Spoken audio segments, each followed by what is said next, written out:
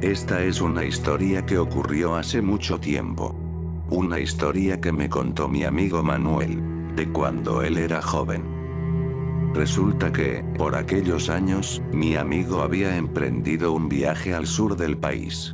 Tenía unos parientes en la provincia de Río Negro, quienes lo acogieron enseguida. Manuel había llegado solo con su mochila y su ropa, por lo que tomó los primeros trabajos que le surgieron. Así estuvo viviendo durante unos meses, hasta que apareció una singular oferta. A uno de sus parientes le llegó la noticia de un refugio en las montañas, en donde, por alguna razón, estaban necesitando gente. Se trataba de un paraje alejado, por los bosques colindantes a la cordillera de los Andes. A algunos de sus familiares la idea no les terminaba de gustar, ya que siempre se habían escuchado historias extrañas de aquella región.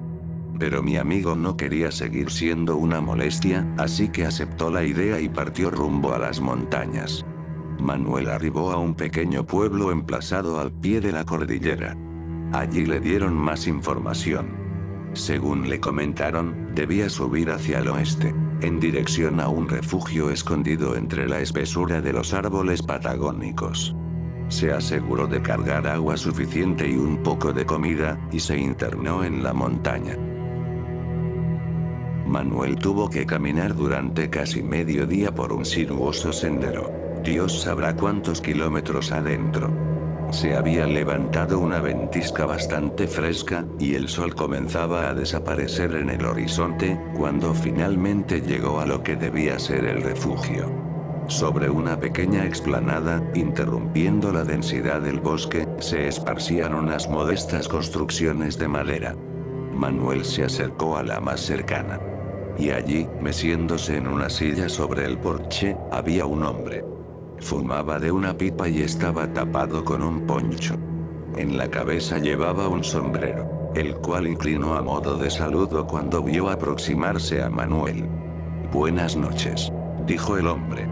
«Sos el primero en llegar. Imagino que también debes ser el único. Me llaman Don Ernesto Araglia. Soy el propietario y cuidador de este lugar. Es un gusto». El hombre estrechó la mano de mi amigo, y lo invitó a pasar a la cabaña. Se desabrigaron y se dispusieron alrededor de una mesa, cerca del fuego de un hogar. El hombre que acababa de conocer, don Ernesto, cebó un mate y se lo ofreció a mi amigo. Manuel, gracias a la luz, pudo conocer mejor a su anfitrión. Parecía de unos 60 y algo de años. Tenía un espeso bigote pero también un par de cicatrices en la cara. Manuel le estuvo contando de su viaje hasta que observó cómo, desde una empinada escalera, descendió otra persona. Se trataba de un muchacho, no mayor que Manuel. «Este es mi sobrino, Carlos», le dijo el hombre. «Nosotros somos las únicas personas aquí». Manuel se puso de pie para saludar debidamente al chico, pero notó algo en sus ojos. Tenía el iris pálido, y casi no se distinguía de su igual de blanca pupila. «Mi sobrino es ciego», explicó don Ernesto, advirtiendo la sorpresa de mi amigo. «Pero que eso no te confunda», continuó el hombre. «Es un criado por la montaña y sabe moverse por estos lares». Manuel quebró su asombro y estrechó la mano del muchacho, quien se incorporó a la charla. «No recibimos muchos huéspedes», admitió don Ernesto cuando ya habían pasado varios minutos de conversación. «Pero hay que mantener este refugio en condiciones. La prioridad es siempre proteger a los desdichados que se atreven a merodear estos cerros. No son aptos para cualquiera». Don Ernesto tomó un sorbo de la bombilla del mate y siguió. «Mañana cuando salga el sol, te daremos el recorrido completo. Ahora debes estar cansado. Te vamos a dejar dormir». Don Ernesto se puso de pie, seguido de su sobrino. «En fin, nos alegra tenerte. Lo cierto es que no es fácil mantener protegida esta zona nosotros solos». La mañana siguiente amaneció despejada, pero la nieve comenzaba a acumularse. El joven Carlos se encargó de enseñarle el refugio a Manuel.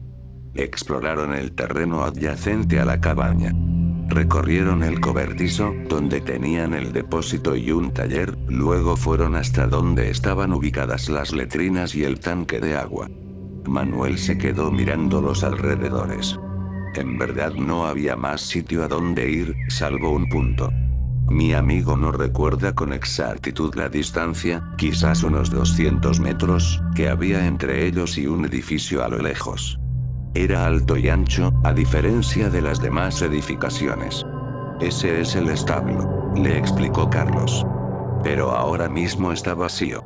El único caballo que tenemos lo está usando mi tío. Manuel le preguntó si no debía enseñárselo también. Carlos, con un tono algo severo, le respondió. No te preocupes. Del establo me encargo solo yo. Si es posible, no te acerques, sobre todo durante la noche. Seguime. Te voy a indicar tus tareas. En una ocasión, Manuel estaba preparándose para ir a dormir, cuando notó que no quedaba agua en la cabaña. Tomó un balde y salió al porche, quedándose unos segundos contemplando el tiempo. El invierno estaba cada vez más potente y el viento no ayudaba. Como sea, ajustó bien sus ropas y comenzó a caminar hacia el tanque de agua. Ya había cargado la mitad del balde, cuando escuchó un estruendo a lo lejos. Un golpe fuerte y seco, como si una madera se hubiera estampado. Observó en su dirección, y notó que provenía del establo. Se ve que no había sido bien cerrado y el portón estaba rebotando contra la pared a causa del viento. Manuel sabía que no era su responsabilidad, pero de todos modos quiso hacerse cargo del asunto para no fastidiar a sus anfitriones. Dejó el balde en el camino y se dirigió al establo. El sitio estaba casi a oscuras. Manuel, con dificultad, tomó el portón y la manija de metal, y estaba a punto de cerrarlo cuando notó algo. Era un sonido grave, casi agónico. Mi amigo, al día de hoy, no está seguro de cómo describirlo, pero afirma que se asemejaba a un gruñido. Pero era un gruñido profundo y arrastrado, como si quien fuera o la cosa que estuviera emitiéndolo, estuviera lamentándose. Manuel hizo unos pocos pasos hacia el interior del establo. Con la ayuda de la luz de la luna, distinguió al caballo durmiendo en un rincón. Pero su mirada reparó en otra cosa. Al fondo del establo, había un cuarto. Se notaba que no era de la construcción original, ya que las maderas de las paredes que los cerraban no coincidían con las del resto del edificio. Parecía improvisado, como si hubiera sido levantado a las apuradas. Estaba cubierto de múltiples tablones que intentaban tapar cualquier abertura. Sin embargo, ese cuarto tenía una puerta, la cual estaba bloqueada por una enorme y larga cadena. Pero lo más inquietante de todo, es que el gruñido venía de ahí dentro. Manuel sintió la rara necesidad de ir a contemplar más de cerca ese cuarto y el gruñido que emitía, cuando algo le tocó la espalda. Creí que había quedado claro que no debías meterte al establo, le dijo don Ernesto, mientras mantenía su mano sobre el hombro de mi amigo. Manuel se quedó en silencio unos segundos, y Ernesto siguió. Escúchame con atención. No importa que tanto te lo ruegue, jamás le abras la puerta. La cosa que está ahí dentro no debe salir. Mi amigo se quedó tieso, allí, sobre la entrada del establo. Don Ernesto mantenía su mirada en él, esperando que Manuel retrocediera. Mi amigo recuerda sentirse abrumado por la situación, pero tras unos segundos le hizo caso y salió. Don Ernesto expuso un manojo de llaves, trabó el portón del establo y ambos se dirigieron a la cabaña. Las semanas transcurrieron en la montaña. Ninguno de los Araglia se había tomado la molestia de explicarle a Manuel qué era lo que había adentro del establo. Mi amigo recuerda que sentía tanto curiosidad como lástima del animal allá encerrado. Si se trataba de un caballo enfermo o algo así, ¿por qué no sacrificarlo en lugar de mantenerlo sufriendo? Sin embargo, algo no le cuadraba. Los Araglia parecían buenas personas, a pesar de ser bastante reservados. En la mente de mi amigo, no encajaba la personalidad de ambos, con el hecho de tener enjaulado en esas condiciones a otro ser vivo. No mucho tiempo después, una noche don Ernesto volvió con una actitud extraña, luego de hacer sus rutinarias rondas de seguridad. Se sentó junto al fuego, pensativo. Su sobrino le preguntó qué le ocurría. Encontré un rastro, no muy lejos de acá, explicó don Ernesto. Deben estar buscándolo. No tardarán mucho en dar con él. Don Ernesto mantenía su mirada clavada en un enorme crucifijo colgado encima del hogar. Ya lo decidí, dijo. Mañana temprano partiré al pueblo para buscar ayuda. Dicho lo demás, necesito recostarme. Va a ser un viaje largo. Manuel tomó valor y, confundido, le preguntó. ¿Por qué? ¿No va a ir a caballo? Don Ernesto se puso de pie. Para su sorpresa, el viejo le respondió con sinceridad. Esto te sonará extraño, pero dada la situación actual, no puedo adentrarme a los bosques así nomás. Debo viajar con los ojos vendados. Y eso me conviene hacerlo solo. Manuel se quedó asombrado por lo que acababa de oír. Esto es más serio de lo que te puedas imaginar. Mientras tanto, deben cuidar el refugio en caso de que aparezca alguien. Y sobre todo, deben vigilar el establo. Te prometo que te explicaremos todo a su debido tiempo. Mi amigo recuerda que esa conversación le resultó de lo más disparatada. Pero ni don Ernesto ni Carlos expresaban algún tipo de mueca en sus rostros. En su cabeza, Manuel lo decidió. Apenas regresara don Ernesto, abandonaría ese refugio habitado por dos lunáticos, y volvería a la seguridad de la civilización, fuera de las montañas. El día había transcurrido con normalidad, y la noche comenzó a caer. Manuel había completado sus tareas diurnas y no pensaba en otra cosa aparte de largarse de allí, cuando ocurrió algo que no esperaba. Unos gritos de auxilio se oyeron desde el bosque. Manuel y Carlos reposaban sobre el porche de la cabaña cuando los escucharon. Pasaron tan solo unos instantes hasta que vieron aproximarse a dos figuras desde lejos. Eran dos personas, y una cargaba a la otra. Manuel corrió en su dirección, pues notó que uno de los sujetos estaba ensangrentado, y lo tomó de un brazo. Todos se metieron a la cabaña. Se trataba de dos escaladores accidentados. Uno de ellos cayó mientras trepaban, y se golpeó la cabeza. Descargaron al sujeto lastimado sobre la mesa, que ya había quedado inconsciente. El otro sujeto discutía con Carlos sobre lo urgente que era llevarlo a un pueblo, pero el joven ciego trataba de explicarle que a esa hora sería imposible. Mi amigo no podía creer lo descarado de la situación. Había un hombre agonizante en el refugio y Carlos, seguramente bajo órdenes de don Ernesto, se negaba a prestarle el debido auxilio. Así que Manuel simplemente tomó el manojo de llaves, y salió de la cabaña. Corrió hasta el establo y lo abrió. Se dirigió hacia el caballo, tomó las riendas, y estaba a punto de marcharse cuando no pudo evitar oírlo. Ese gruñido famélico. Ese extraño gruñido que venía de aquel cuarto del fondo, bloqueado por un enorme candado. Manuel sabía que no debía, pero admite que la tentación del momento era demasiado fuerte. Como pudo, movió uno de los tablones que bloqueaban un agujero y asomó un ojo.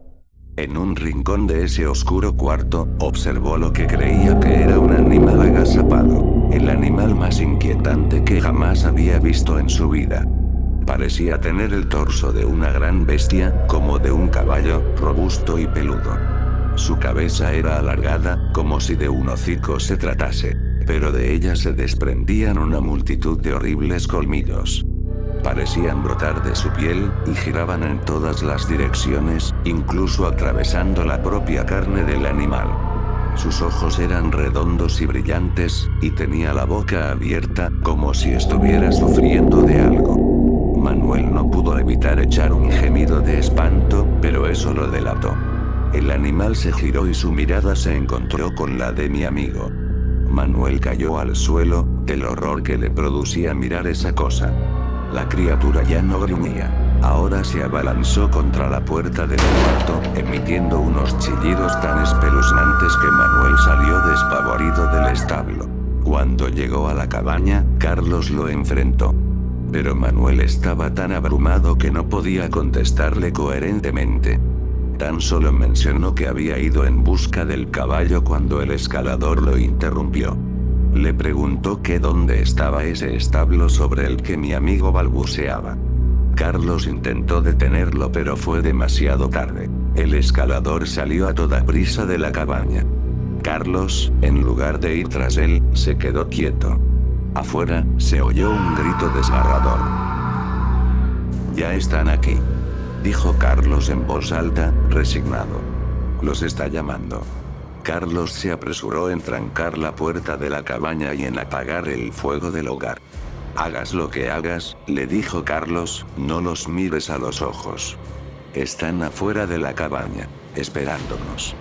Manuel respiraba dificultosamente, pero logró asomar su vista por una ventana. Allí, dispersados por la nieve, inmóviles, había enormes bultos negros, que lucían como la horrible bestia del establo. No sabía cuántos eran, pero todos esos aborrecibles cuerpos apuntaban hacia la cabaña. Manuel se apartó rápidamente y se tiró al suelo, desesperado y atónito. Pero ocurrió un milagro. Afuera, se oyeron múltiples disparos seguidos de espantosos alaridos. Manuel asomó nuevamente la vista, y afuera vio a una escuadrilla de hombres armados y galopando a caballo, todos con los ojos vendados. Dispararon al aire ráfagas contra la horda de oscuras criaturas, las cuales huyeron al interior del bosque. «Son demonios del monte», dijo Carlos. «Son antiguas y horrorosas criaturas que habitan estas añejas montañas. Lo único que sabemos es que no pueden hacerte daño si no las miras directamente. Pero si tus ojos se cruzan con los suyos, cobrarán fuerzas y se empecinarán en atacarte. Aún así, no te matan. Te toman y te abducen hacia la profundidad de la montaña. Dios sabrá qué te harán allí». Carlos se incorporó, pero continuó hablando. «Mi tío y yo logramos herir a uno hace unos meses. Lo encerramos como pudimos en el establo. Se dice que si matas a uno, vos podrías convertirte en una de esas cosas. Pero era obvio que tarde o temprano, iban a seguirnos el rastro», concluyó Carlos. Cuando salió el sol, comprobaron que el escalador había desaparecido y además, el establo había sido completamente destrozado. A día de hoy, el incidente del refugio no es muy conocido, y mi amigo Manuel jura que no hay nada en el mundo que pueda hacerlo volver a esas extrañas montañas.